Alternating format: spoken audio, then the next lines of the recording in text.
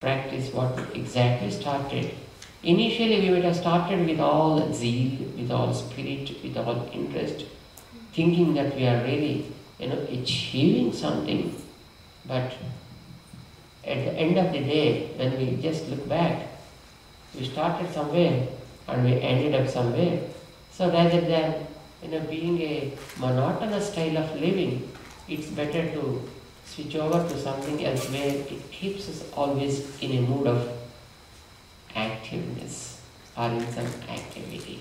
That's how at times it goes. When we really do not know what we are really doing and why we are doing that.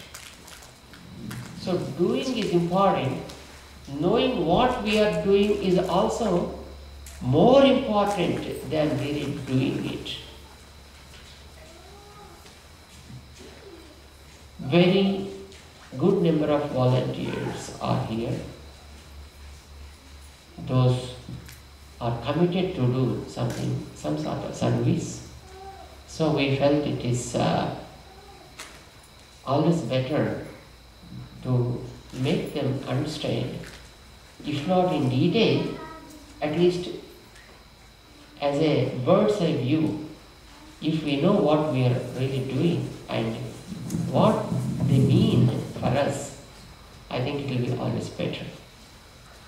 In the process, we learn some language and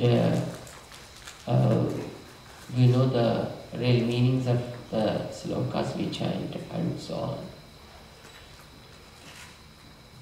For Pratasmaraniyam, we have really a book written in Telugu, word by word meaning and also the purport of all the slokas.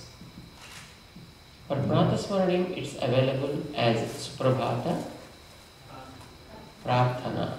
Suprabhata Prarthana, we call it. Of course, we'll take that too and we will just go through that. And other one, what we chant while taking the snanam is the Sahasradeva Prapanaya slokas, a list of slokas numbering about 27. So what they mean? Recently, when we were in Australia, then some locals have taken some ashraya. And after a few, just after 1 year or 2 years, when we met with them, they said, Swamiji, you have shown these slokas to be chanted while taking the snanam. We do it.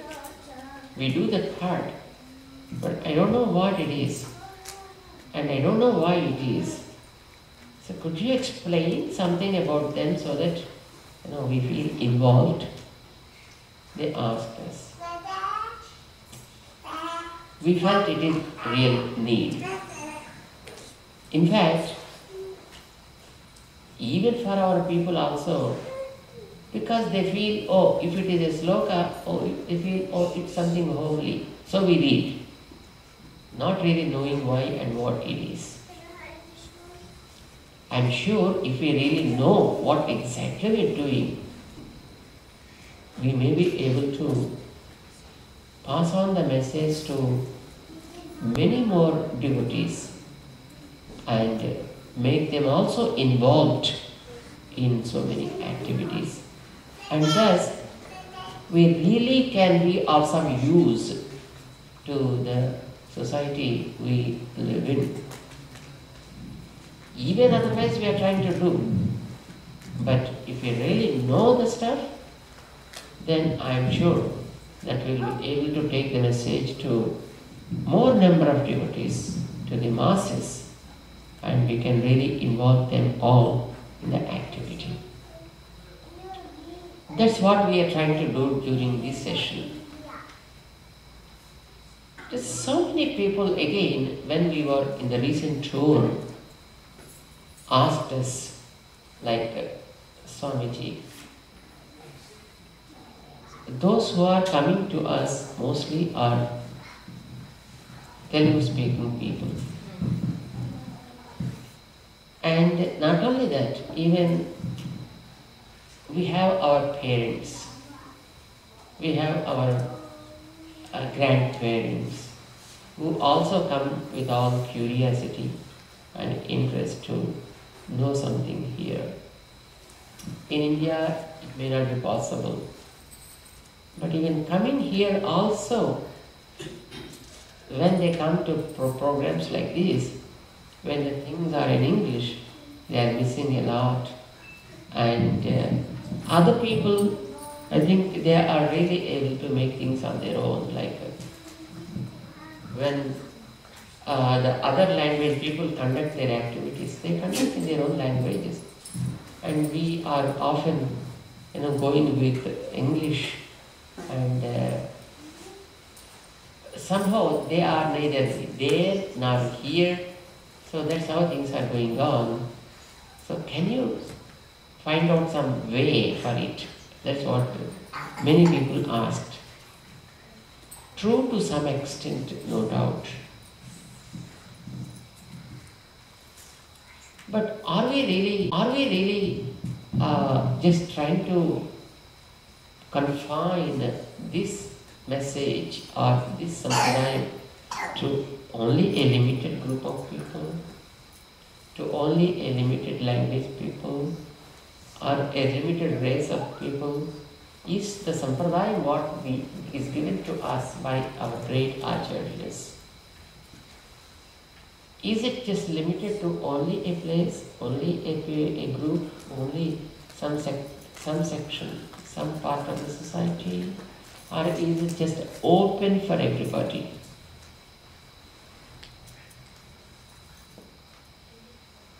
If it is really open for everybody, as the Manavada Mahamuni in one of his beautiful songs says, Paar ulagil ஆசையுடையோர்க்கெல்லாம் ஆரியர்கள் கூறும் என்று பேசி வரம்பு அறுத்தார் பின்.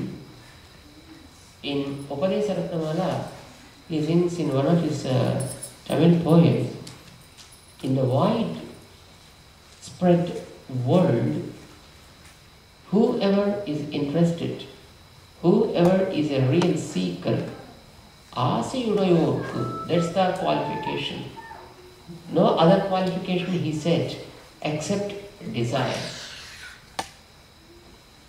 For other things, there are so many, like, if you study this much, you can attend the class. If you have this much money, you can attend the class. Or if you are just crossing this age, you can attend the class, Below the age, you are not supposed to attend the class. Without this money fee, you can't attend the class. And this section of people cannot attend the things. Like that, there are so many restrictions. And what about the great Acharya Ramanuja put as a restriction? It's only seeking. Seeking. If you have desire, that's all your qualification. No other qualification is ever required to know the greater secrets of the Vedic Lord.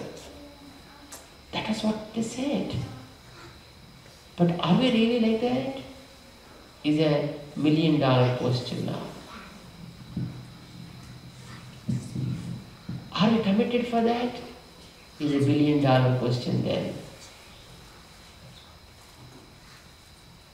He said, across the world, everywhere, those who are having this desire, of course, why Swamiji desire that? You can create the desire and give it? No.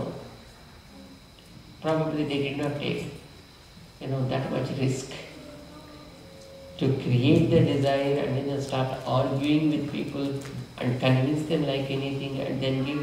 Okay, that may be another part of the whole job. Or probably some other section might take up that duty also. But for him, what he instructed people is, first of all, those who come to you with all curiosity, with all interest and with all desire, with all seekingness, just give it to them. Why even you put that much of restriction? It is, if you want to feed a person, the qualification is at least hunger. Without hunger, if you start feeding, that may spoil the health. And it is dangerous to the person who eats it. So, as the hunger is the primary qualification to eat the food, as the thirst is the primary qualification to drink any water, thus, to get the truths, to get the ultimate secrets of the Vedic lore, it's only the seeking this. It's only the desire. If one has the desire, just give it. Ramanuja cut down all the stigmas which were prevailing before him. He broke down all the taboos and sent all his disciples across the world to spread the message. Of course, Ramanuja initially did it. The Acharya's lineage is coming down till today and trying to pass on the message. Maybe in those days they have taken the language Sanskrit as the medium of instruction. In those days, 1,000 years ago, when there were not many languages splitting the people into groups. Language is created only to split people, into different groups, maybe to fight with each other. It's a nice source of fighting. There is a wonderful story in Bible, somebody said. Babylonia is a place, you must have heard about the place. Babylonia, right? Probably that is, I think that was the first place, it seems, where that civilization started. So, in Babylonia, so many, of course God created so many people. For them, God creates people.